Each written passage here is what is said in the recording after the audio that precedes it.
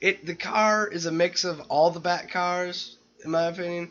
I think it also friggin' talks to him like Iron Man's Jarvis, which I thought was kind of funny. But yeah, so I think it's decent. I'm not sure if it's Batman animated series equivalent, but it's decent. It holds up. The very first or this episode held up. Um, so yeah, Toonami faithful, rock on.